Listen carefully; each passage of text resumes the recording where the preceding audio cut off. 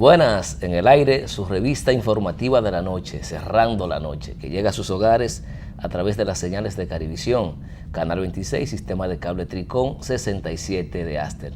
Y, como todas las noches, en compañía de Giovanni Almonte. Buenas noches, hermano Junior. ¿Cómo te sientes? Todo bien. Qué bueno, qué bueno. Y agradecer a los amigos televidentes que nos sintonizan y que siempre nos siguen de 10 a 11 de la noche, como tú lo acabas de informar, por Canal 26 de Tricón, 67 de Aster, y a través de las redes sociales. Así es, recordar nuestra página web www.carivision.com.do. Por esta vía podemos estar en contacto no solo con la República Dominicana, sino también trascender las fronteras nacionales y llegar, ahí sí podemos llegar de verdad, a cualquier rincón del mundo. Así es, así es. A cualquier rincón del mundo. Y lo cierto es que las redes sociales, la internet, han sido provechosas para las comunicaciones en sentido general. Mira, lo que es el Facebook, lo que es el Twitter y lo que es el YouTube, ha revolucionado, Junior. Principalmente a nivel de televisión, lo que es YouTube.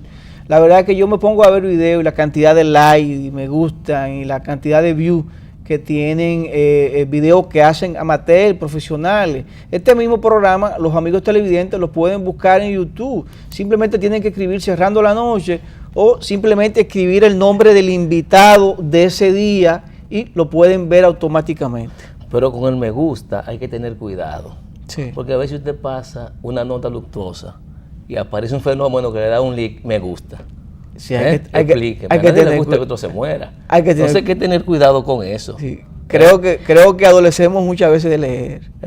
Bueno, y a veces las emociones. Sí. Y el clic, entonces, una nota luctuosa. Murió fulano, me gusta. No. Imagínate, a lo mejor le gusta la información, pero no queda claro qué es lo que le gusta. Así es. Bueno, entrando de inmediato en materia, el Procurador General de la República ha establecido que la mayoría de los crímenes que se producen en el país, en el 98%, se utilizan los denominados celulares MACO.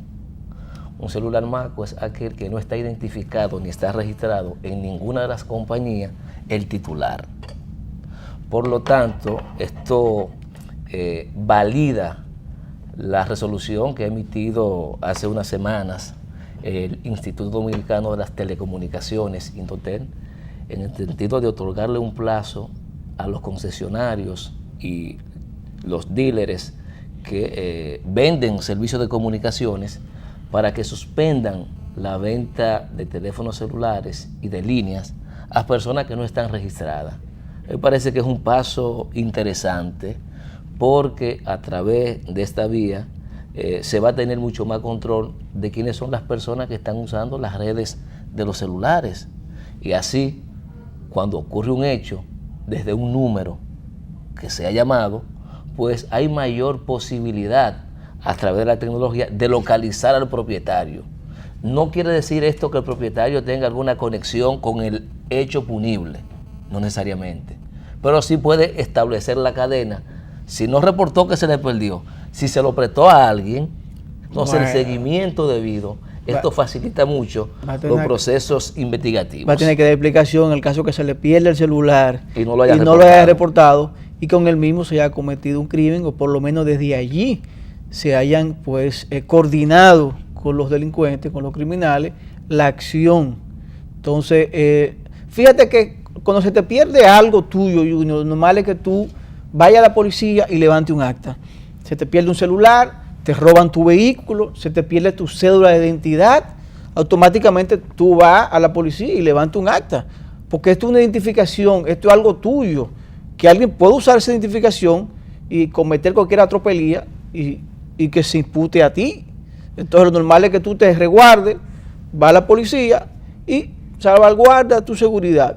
Mira, Junior, con relación... Antes de pasar a otro, pienso que eso va a limitar... No, el mismo tema, voy ahí. Sí, con relación a lo que son los celulares MACO, Junior, tú sabes que eso está pasando con el sistema 911. La mayoría de las llamadas, de las 28,000 llamadas falsas, casi todas fueron hechas por celulares MACO. Precisamente porque no hay una localización, no hay forma de redireccionar a esas personas y saber de quiénes son. Entonces yo creo que el sistema 911 y lo que está haciendo el procurador en Indotel va a ayudar mucho a facilitar que haya un inventario de las líneas telefónicas residenciales y de las líneas telefónicas móviles. Estamos hablando que según Indotel hay más de 10 millones de líneas de celulares móviles. Para una población de apenas 10 millones de habitantes, tenemos 10 millones de líneas celulares. Estamos hablando que en cada hogar mínimo hay 4 o 5 celulares por hogar, por familia. Usted decía que ha estado de moda en estos días en diferentes centros comerciales la venta de teléfonos ya activados y con minutos inclusive. Esto un poco ocurre en muchos estados de los Estados Unidos, donde usted va a un centro comercial con $10, compra un aparato telefónico. Pero sin dar nombre ni nada. No, usted va y lo compra. Entonces, aquí también estaban implementando eso. No sé si la resolución de Indotel también le da plazo a los dealers, los establecimientos comerciales también, para que suspendan esa venta y asienten los registros necesarios para tener control de quiénes son los portadores de esos aparatos. Que también yo he visto, Junior, en algunas tiendas hay un estante o un escaparate donde tienen teléfonos celulares. Fácilmente que tú vas y lo compras y lo puedes activar de una vez para una emergencia. Los teléfonos están ahí, lo compras y lo activa automáticamente con una recarga. En otro tema, aunque vinculado a la delincuencia, el presidente de la segunda sala de la Cámara Penal del Distrito Nacional, el doctor Ramón Horacio González, a propósito de las muertes que han ocurrido en la República Dominicana en famosos intercambios de disparos, le ha recordado al sistema policial, al sistema de justicia y a la sociedad dominicana de que la pena de muerte no está instituida en el país. Poco reflexionando y haciendo un llamado para que las personas que son imputadas de cometer algún delito, un hecho punible, pues sean puestos a disposición de la justicia y que sea la justicia la que determine, conforme a las pruebas que se suministran y conforme a las penalidades establecidas en el Código Penal, que sancione a los infractores. Y pienso que ese tiene que ser el camino correcto, más allá de las quejas que puedan haber con las debilidades que tiene el sistema judicial, que he dicho que muchas veces lo que ocurre es que desde la policía, desde el Ministerio Público, no se instrumentan los expedientes con la suficiente fortaleza probatoria como para que se pueda sustentar y los jueces puedan retener un ilícito penal vinculado a la persona del imputado. Entonces esas debilidades hay que corregirlas para que la población dominicana, primero, cese el estado de frustración y desesperación que tiene y que al final también deje de ser víctima de la pugna de policías, fiscales y jueces. Así es. Porque lamentablemente los 3 agentes que intervienen de manera directa, 2 en la prevención, o 1 en la prevención, que es la policía, la persecución, Ministerio Público, y el juzgamiento, que son los jueces, están en una constante pugna, y todo esto lo que hace es que tiene a la población entonces en el medio de un debate que aparentemente no tiene solución. Pero estas cosas siempre se dan cuando las instituciones están tocando fondo. Definitivamente la incapacidad y la falta de institucionalidad que afecta a la República Dominicana se manifiesta en eso, en los pleitos entre las autoridades. Mira, Junior, yéndonos a la parte económica, y es una noticia bastante positiva para el país, para la República Dominicana. Estamos hablando que en el país se encuentra el representante de la Unión Europea, el señor Alberto Navarro, quien pues giró una visita de cortesía al ingeniero Carlos Morales Troncoso, ministro de Relaciones Exteriores de la República Dominicana, y habló de que existe un intercambio comercial entre República Dominicana y la Unión Europea que ronda los $2.000 millones. Caramba, qué interesante saber que después de Estados Unidos, el segundo socio comercial más importante lo es la Unión Europea, y yo diría que en tercer lugar, en este caso entonces, estaría Haití, porque según tenía información, Haití era el segundo socio comercial, pero según veo esta información pues fechada en el día de hoy, que la Unión Europea se convierte ahora mismo en el segundo principal socio comercial de República Dominicana, y qué bueno con esta reingeniería que está haciendo el presidente Danilo Medina en el sector agrícola, en el sector pecuario,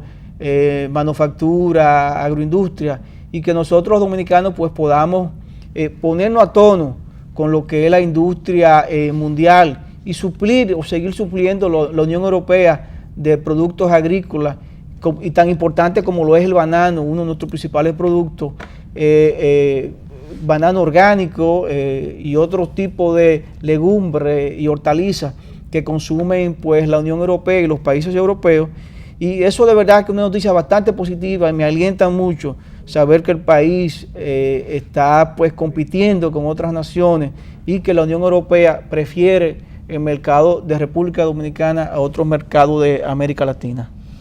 Así es. En otro orden, ya formalmente la República Dominicana, digo la República Dominicana, aunque es el Distrito Nacional, tiene nuevo legislador.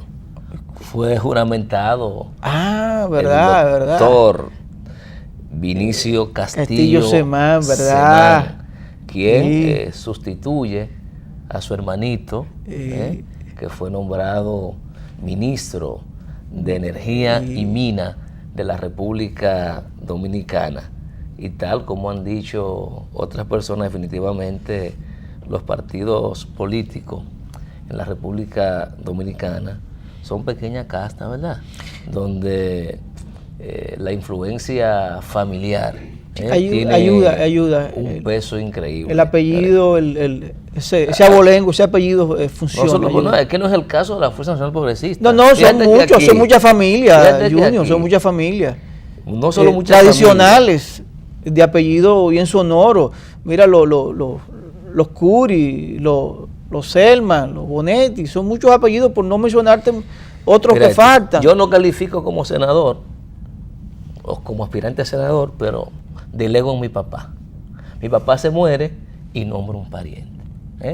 Entonces, todo eso se da dentro del marco de la estructura político-social. Y pasó recientemente un caso como el que usted señala. Ahí me dicen que hay una diputada de la región sur que no sabe leer. Dios mío, Junior. Que no sabe leer. No, pero eso es increíble, es una cosa, eso es insólito, Junior. Que llegó a ese lugar en sustitución de un hijo que se dio su espacio por asunto de la cuota de la mujer. Entonces, cuando tú ves eso y cuando tú ves el comportamiento de los legisladores, la forma en que se manejan, tú te preguntas, ¿para dónde es que vamos? Bueno, la verdad que es difícil. Es difícil. Es difícil. No, así no podemos llegar cuando los que están llamados a legislar y a hacer el ordenamiento jurídico del país no tienen la capacidad ni siquiera de leer un documento para su aprobación. Simplemente levantan la mano y lo aprueban y ya. Acuérdate también que hay muchos con capacidad para leer y que no leen.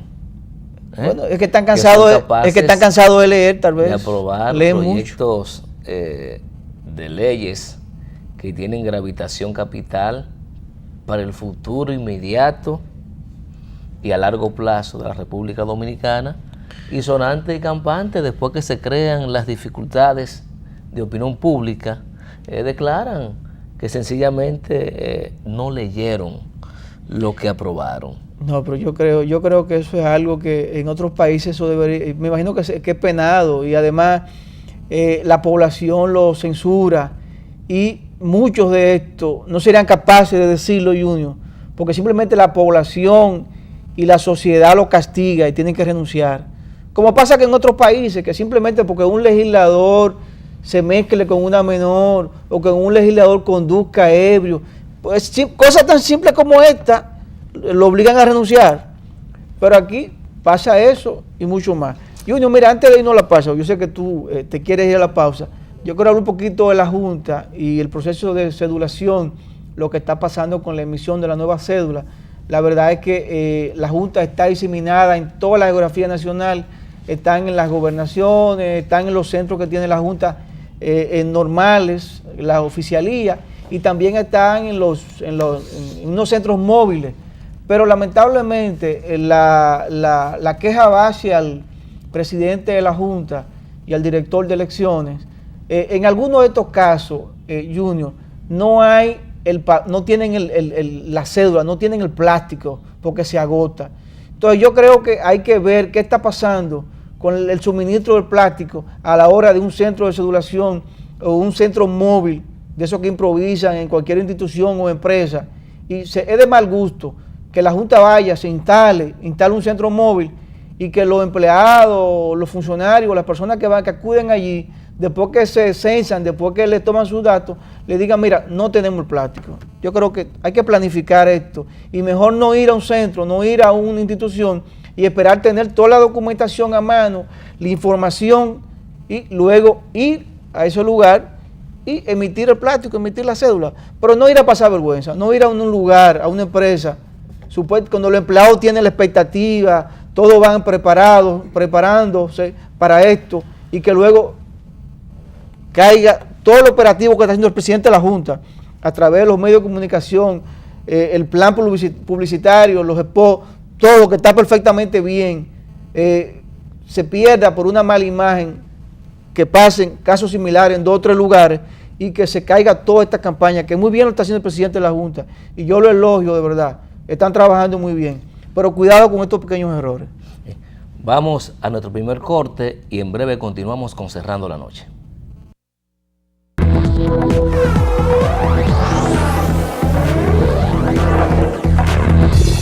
Continuamos con Cerrando la Noche y en esta parte del programa y en lo que queda vamos a desarrollar una interesante conversación con el licenciado Guillermo Caram.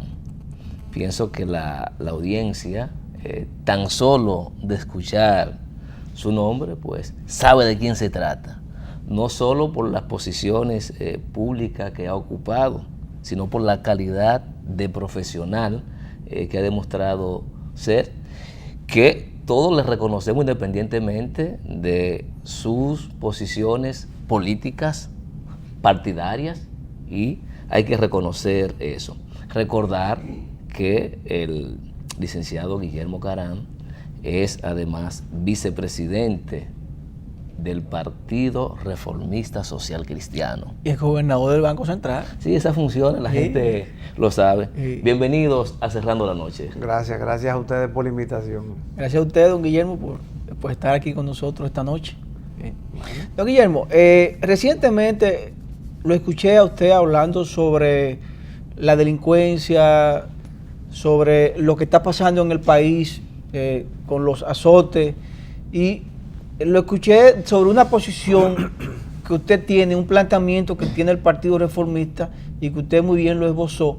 Y me gustaría que los amigos televidentes sepan cuál es el planteamiento, cuál es la posición del Partido Reformista en torno al auge de la delincuencia, la ola delincuencial que azota a la República Dominicana.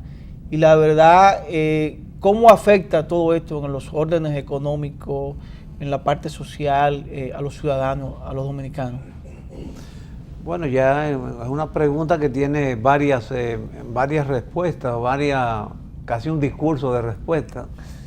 Pero yo diría que hay 3 elementos fundamentales que debemos analizar como aporte del Partido Reformista, que es lo que el Gabinete Técnico, que es un organismo recientemente constituido y que ha sido comendado a mi dirección, está postulando. O sea, por un lado, la delincuencia tiene factores causantes, muchos de ellos de origen de formación familiar, pero también hay una razón muy de peso, que es la penuria económica.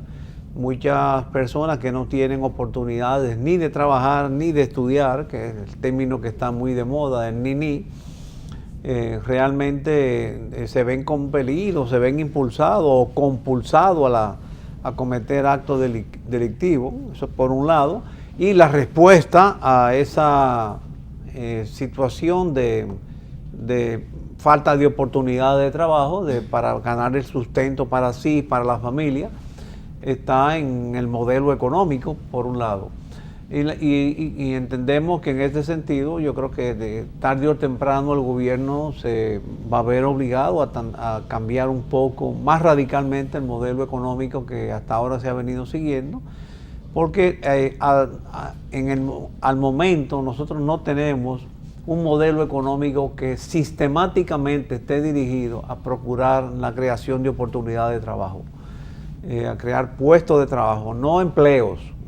Porque empleo a veces se entiende que es un carguito a la administración pública. No, quien debe ofrecer puestos de trabajo es la economía, no la administración, dentro de nuestra concepción doctrinaria, ideológica y pragmática. En segundo lugar, de parte de la delincuencia, está la impunidad. O sea, cuando la delincuencia de cuello alto no se sanciona, pues transmite una sensación de que cualquiera puede cometer un acto delictivo en provecho propio, porque al fin y al cabo no hay autoridad moral para sancionar.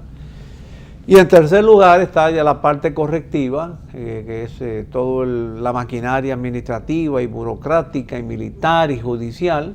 Y ahora el gobierno ha apostado al sistema del 911, que aunque si bien no es un elemento que es expresamente diseñado al combate de la delincuencia, tiene mucho que ver con la delincuencia. Y en consecuencia lo que nosotros hemos propuesto, que el estamento político nacional, partiendo del Partido Reformista, que haga especie de un llamado a la movilización social de sus militantes, de sus dirigentes, porque sobre todo con la experiencia del primer día de aplicación del sistema, se notó que hay muchas personas que están haciendo un uso inadecuado de ese recurso, y entendemos que el sistema, el estamento político debe colaborar para no verlo como un sistema de facturación del presente gobierno, sino como algo que va a contribuir a solucionar ese flagelo que está constituyendo la inseguridad ciudadana. Licenciado, en principio parece que todos coincidimos, o una parte importante de la población y de las personas que tienen la posibilidad de hacer opinión, en que para la concurrencia de la violencia y la delincuencia que afecta a la República Dominicana influyen varios factores, incluyendo el socioeconómico, el social y el político. Y de eso tiene conciencia el presidente de la República, porque previo a las elecciones lo planteó en númeras ocasiones. Pero no observamos que desde el Estado la dirigencia política esté tomando entonces las acciones correctivas del lugar para enfrentar los problemas sociales que afectan a la República Dominicana. Yo creo que el gobierno, si tú me preguntas cómo lo calificaría en ese contexto, yo diría que siempre he visto un poco un divorcio entre las prioridades del presidente de la República, las intenciones, las que manifestó en esos discursos de campaña que tú citas, con el funcionamiento de la administración. Y en ocasiones veo hasta divorcio en cuanto a intenciones, prioridades, acciones, y lo percibo correcto. Por ejemplo, en el área económica hay una gran duda sobre si es sostenible todo lo que el gobierno está haciendo. El gobierno está haciendo grandes inversiones que nosotros los reformistas, por supuesto, por nuestra tradición de varilla y cemento, apoyamos. Creemos que eso anima a la economía, pero hay que ver sobre la sostenibilidad fiscal, sobre si es posible que ese ritmo de inversiones, ese programa de inversiones, pueda seguirse llevando a cabo cuando uno observa que las finanzas públicas están siendo consumidas, las recaudaciones están siendo consumidas en su mayoría, en un 95%, por tres grandes factores como la burocracia, los subsidios y los intereses al servicio de la deuda, y que para el gobierno pagar el principal del servicio de la deuda y para hacer las inversiones que está haciendo, tiene que recurrir al financiamiento, al endeudamiento, a los bonos soberanos, a los programas con ayuda extranjera. Entonces uno se pregunta hasta dónde esto es posible, porque por un lado tú tienes un Fondo Monetario Internacional y unas agencias que ya comienzan a destilar una serie de preocupaciones relativa a si el tamaño de la deuda, si el volumen de la deuda es adecuado a la economía medida por el Producto Bruto Interno, pero también desde el punto de vista fiscal a la capacidad de pago. Y yo entiendo que para que el gobierno demuestre que lo que está haciendo es sostenible incluso con sus propias recaudaciones, tiene que emprender una cirugía mayor a su estructura de gasto público, a su fiscalidad, y con eso poder transmitir a la sociedad la confianza que la sociedad te está demandando, le está demandando al gobierno, porque cuando una sociedad tiene a un gobernante al cual se le queja según lo dicen las encuestas, sobre la delincuencia, las oportunidades de trabajo, el costo de la vida, el servicio eléctrico, pero al mismo tiempo endosa al presidente con una popularidad altísima, de cerca del 90%, le está diciendo: presidente, yo creo en usted, pero resuélvame estos problemas. Y es el mensaje subliminal que yo creo que la ciudadanía le está emitiendo al gobierno a través de las encuestas que se están celebrando. Yo estoy preocupado, Guillermo. Yo diría que sería la misma parte económica, porque ahora mismo queremos basar la economía nacional dominicana en lo que es la explotación minera. Sin embargo, creo que estaría en un modo de acuerdo con la explotación minera, siempre y cuando esto ayude a la economía y también se proteja un poco el medio ambiente, o simplemente de esa misma explotación pues se invierta para reforestar y ayudar en otra parte del país o la misma zona explotada. Pero también me gustaría saber cuál es la posición del Partido Reformista en torno a la parte de conservación ecológica, recursos naturales, cuál es la opinión, cuál es la posición a sabiendas de que el presidente Joaquín Balaguer pues invirtió tanto y preservó lo que es hoy el Parque Mirador Norte, Mirador Sur, y estos parques nacionales, la mayoría fueron pues prácticamente iniciativas de los gobiernos del presidente Joaquín Balaguer. No solamente el área urbana, yo creo que para valorar las aportaciones de Balaguer al medio ambiente hay que recordar que una de sus primeras medidas en el año 66 fue el cierre de los aserraderos que estaban deteriorando y depredando los bosques. Y de ahí partió toda esa vocación ambiental de los gobiernos del presidente Balaguer, que culminó con la promulgación del decreto 233 del 96, que estableció una serie de parques nacionales. Lo lamentable es que incluso esos parques nacionales que están por ley, muchos de ellos están sometidos a una depredación importante. En días pasados el periodista Felipe Ciprián le escribió una carta a Monseñor Camilo en La Vega, y también han salido algunos reportajes en la prensa nacional sobre los porcentajes de depredación que han sufrido los bosques en esos parques nacionales. De manera que el problema no es solo declarar parque nacional, sino que haya una actitud de Estado de que preserve lo que es la madre y el nutriente principal de las fuentes que alimentan nuestro abastecimiento de agua, la pureza del aire, porque muchas veces se cree, por ejemplo, en el caso minero, que todo se resuelve con la reforestación. No es así, es algo más. La explotación minera altera toda la flora y la fauna de una microgeografía, cambia el suelo vegetal, o sea, lo alteran, lo eliminan cuando no se toman los correctivos del lugar.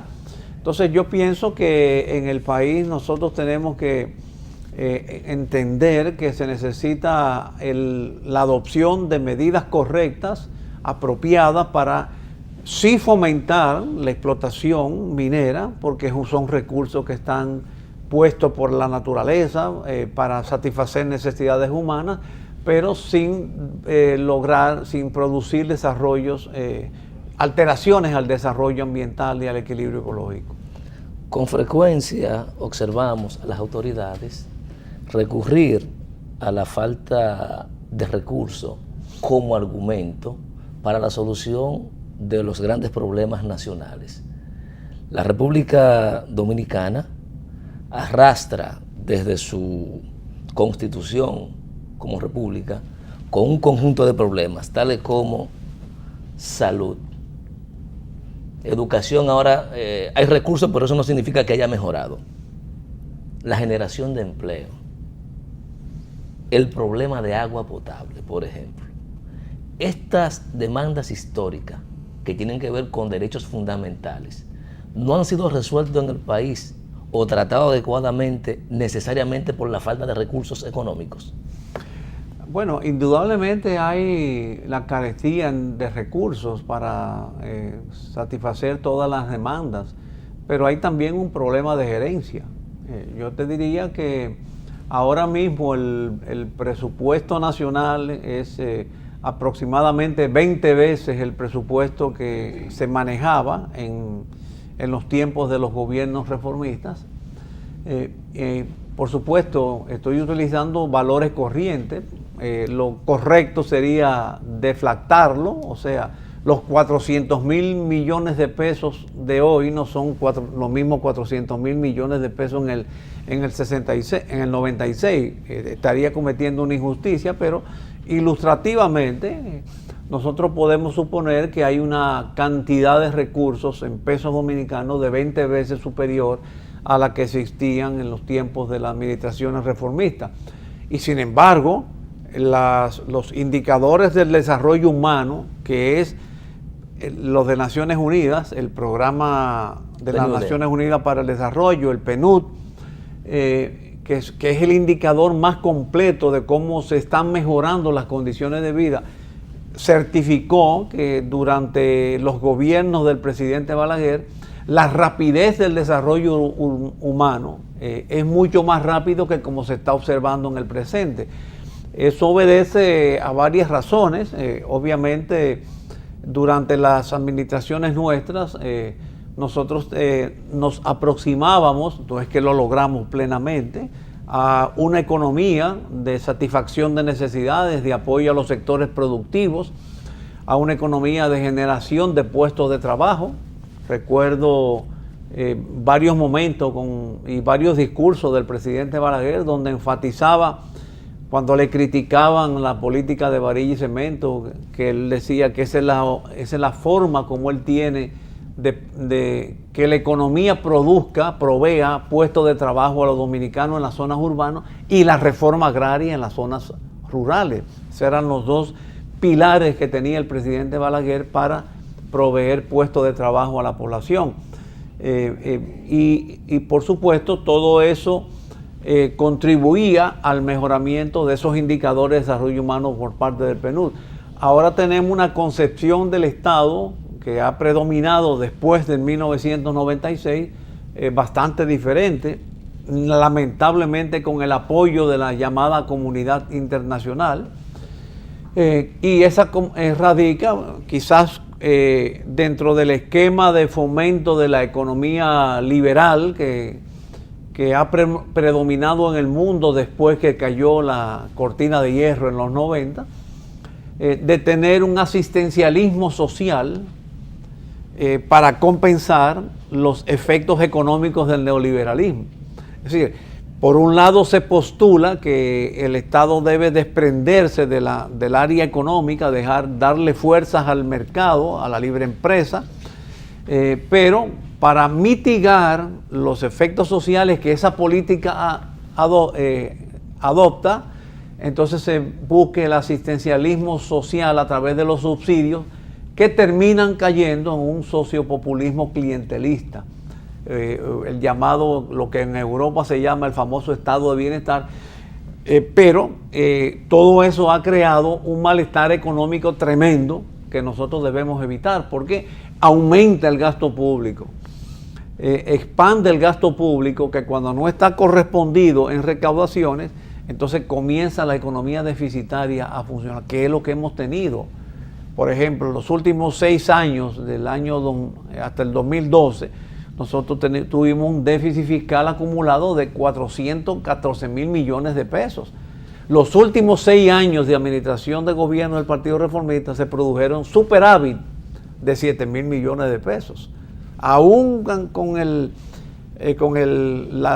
ponderando si los pesos de hoy son iguales que los pesos de ayer, pero el hecho mismo de que ayer se produjeran superávit y hoy déficit tan significativo, te demuestra que la forma de administrar el Estado realmente ha cambiado mucho y no ha sido necesariamente para un provecho social satisfactorio, porque es indudable que la economía dominicana no crece, pero lo que también es indudable es que todo el mundo se queja de que no ha habido una distribución adecuada de los beneficios de ese crecimiento económico. Ahí va. A principio de su intervención... Yo te leí el pensamiento. Sí. A principio de su intervención planteó los problemas del modelo económico. Pero hablar del modelo económico entiendo también que arrastra el modelo político, indefectiblemente. Claro. ¿Cuáles serían los cambios que debieran operar en la República Dominicana para tener un modelo económico mucho más funcional, mucho más solidario, donde los seres humanos que habitamos este pedazo de tierra, pues podamos beneficiarnos de ese crecimiento económico que durante los últimos 50 años, dicen algunos técnicos, ha sostenido la República Dominicana? Nos informan, con el permiso suyo, que es momento de ir al corte. Cuando volvamos, entonces, tendremos la respuesta a las interrogantes del licenciado Guillermo Carán.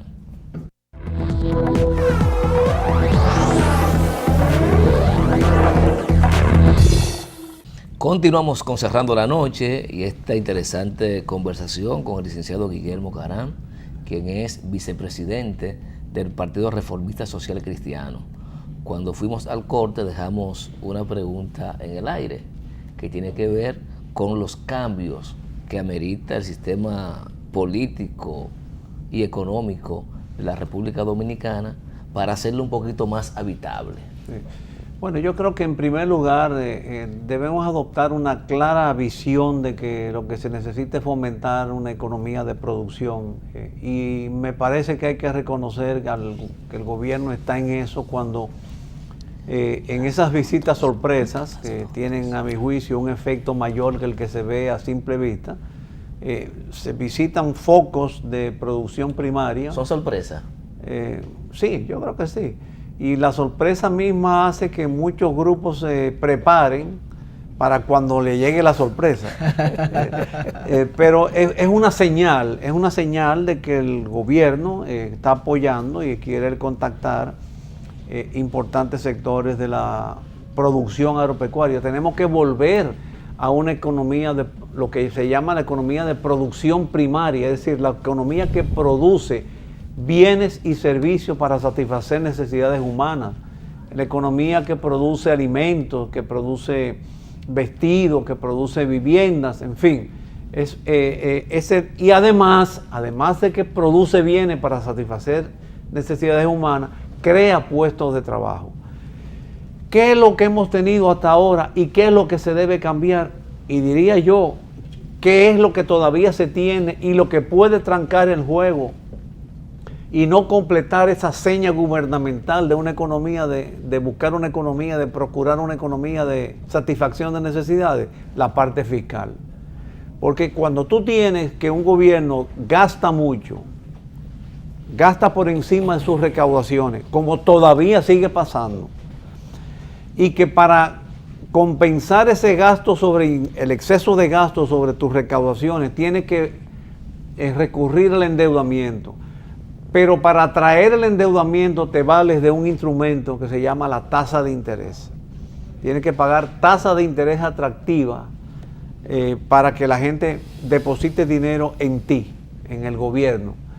Entonces, ¿qué es lo que sucede cuando el gobierno vive deficitario, gastando mucho, siendo deficitaria y atrayendo dinero para financiar sus déficits?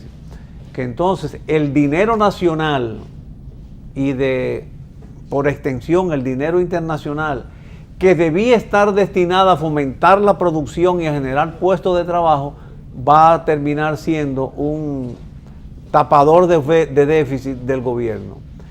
Inversionistas que tienen dinero hoy, que en otros tiempos lo invertían en la agricultura, por ejemplo, hoy prefieren invertirlo en bonos. El Banco Central está pagando 6.25% como tasa de política monetaria. El gobierno paga del 10 al 12%.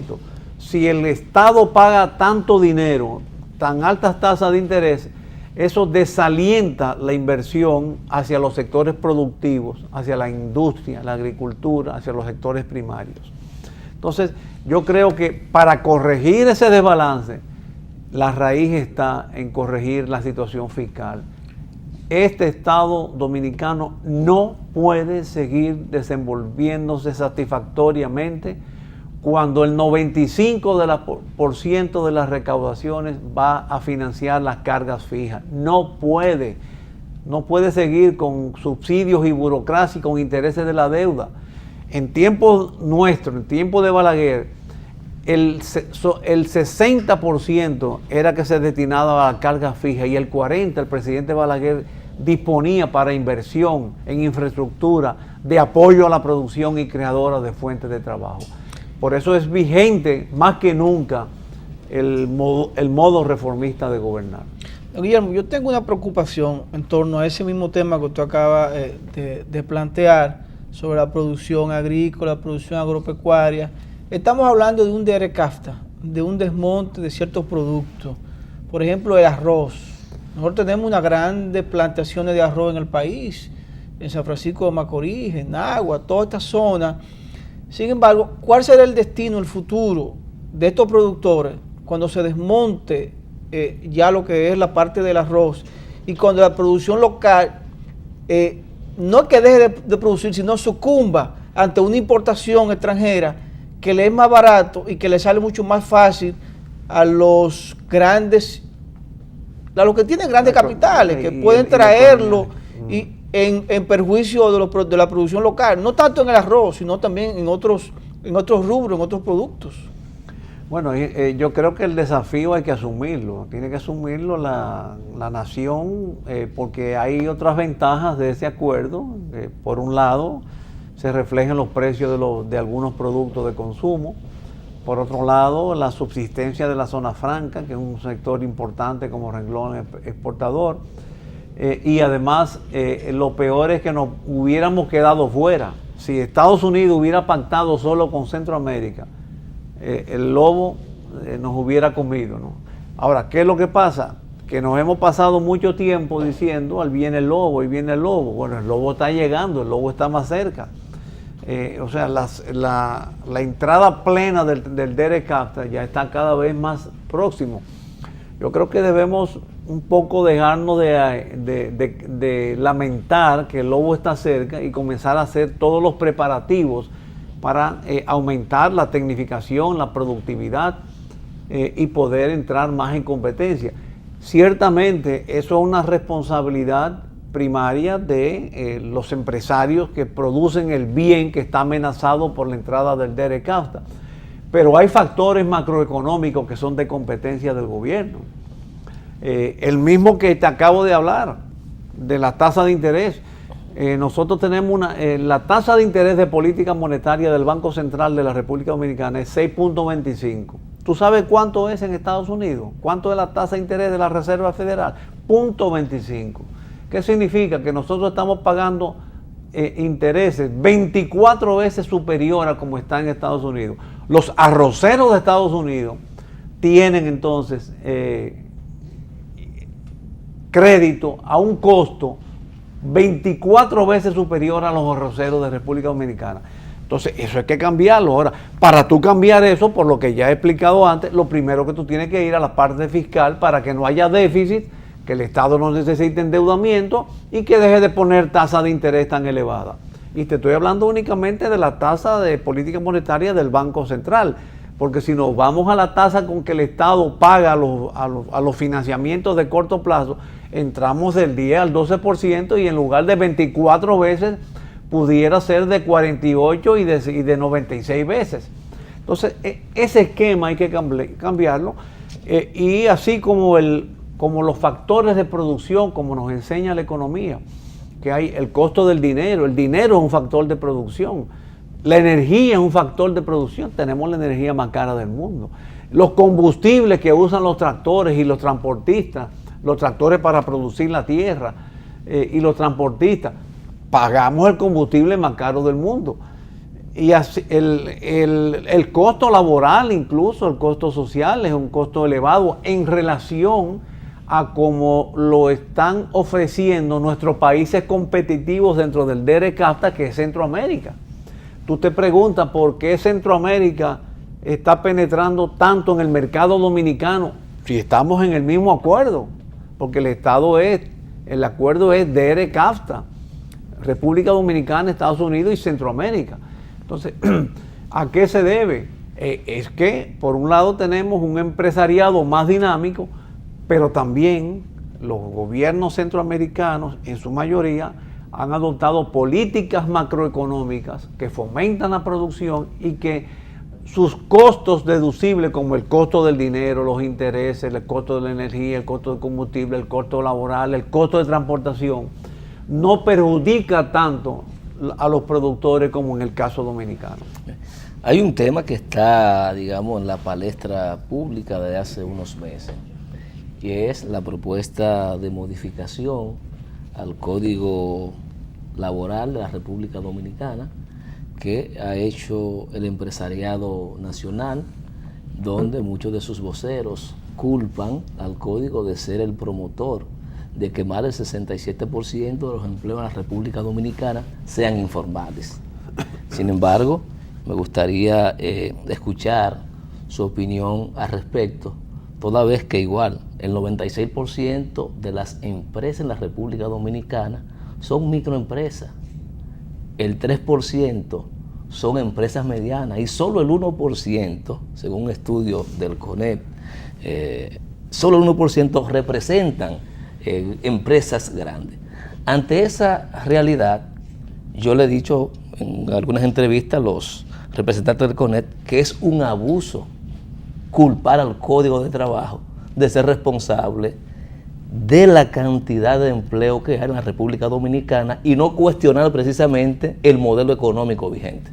Bueno, sobre la base de que estamos cuestionando el modelo económico vigente, o sea, ya no quiero aburrir a ustedes y a la teleaudiencia con siendo monotemático. Ya está claro que este gobierno, y yo creo que tiene todas las condiciones para ello, tiene que cambiar este modelo.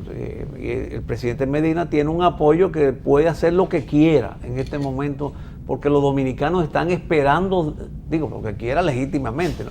Porque los dominicanos están esperando que él dé pleno cumplimiento a sus postulados de campaña. Sus propuestas.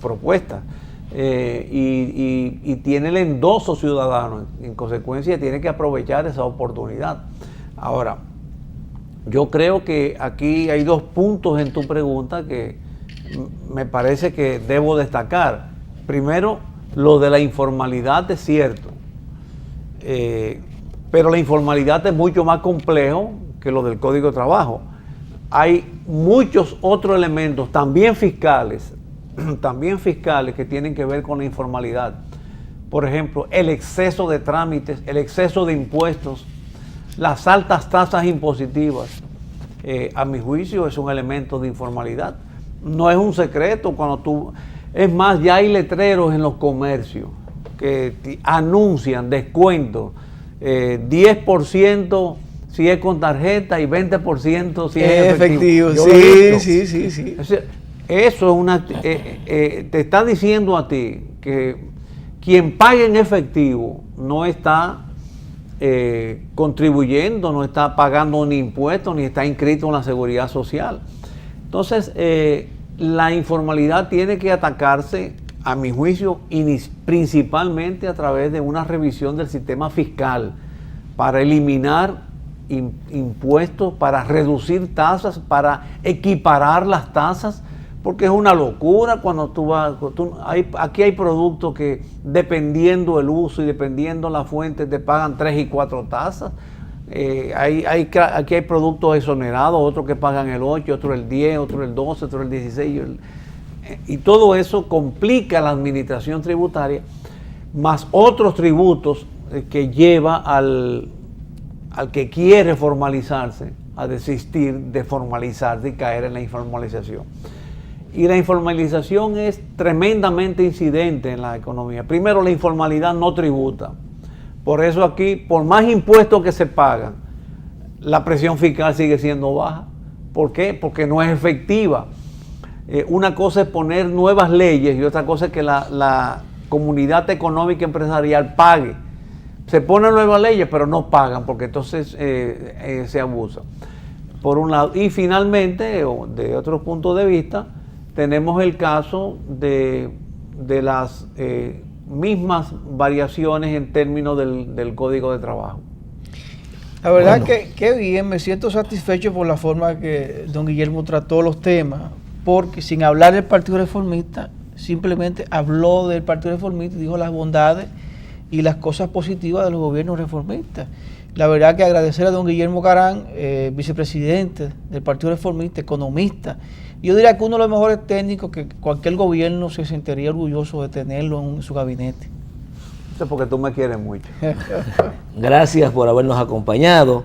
Mañana nuevamente volveremos a estar en su espacio Cerrando la Noche.